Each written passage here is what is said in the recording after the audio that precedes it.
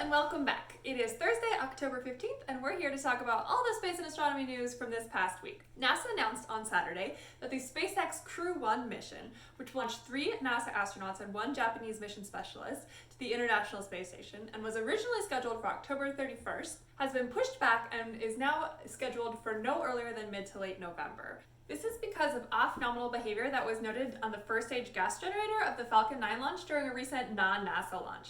Might have been the one we talked about last week. So pushing the launch date back gives SpaceX additional time to review the data and make sure that all the hardware tests properly.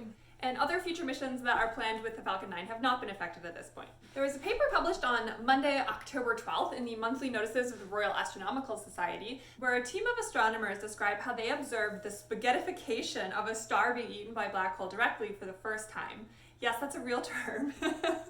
And this is basically how bodies get destroyed by a black hole because of the very extreme gravity difference between one side of the body and the other. It gets pulled apart like a spaghetti noodle. And that's why it's called spaghettification. But it's been really difficult to observe this because the process usually releases a lot of dust and debris, which kind of shrouds the whole thing from being observed by astronomers. But these were European astronomers that used ESO telescopes to observe a flash of light that they noticed near a supermassive black hole, and they were able to get this data and see that it was in fact a star being eaten by this black hole. And this was the first observation of a direct connection between the material being released by the star and a bright flash as the star is being eaten by the black hole. So it was very cool observations, and congratulations to that team. SpaceX isn't the only game in town. Blue Origin's had a launch this week. They launched their New Shepard suborbital rocket on Tuesday from their launch pad in West Texas. This is the 13th New Shepard mission and the 7th consecutive mission for this particular vehicle alone, which is a record. The mission had 12 payloads, including one for NASA, which was the lunar landing sensor demo. So congratulations to Blue Origins on a successful launch of New Shepard. And in other launch news, the Soyuz MS-17 launch took place yesterday at 1:45 a.m. Eastern from the Baikonur Cosmodrome in southern Kazakhstan.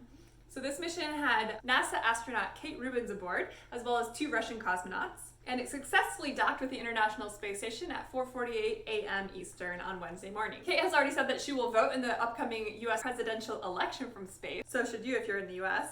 She'll be on board the space station for 6 months. When the 3 astronauts are joined later by the Crew 1 mission, there'll be total to 7 astronauts on the International Space Station, which is quite a crew. This is also likely to be the last time NASA purchases a seat for its astronauts on board the Soyuz, with the advent of SpaceX being able to launch crewed missions to the International Space Station.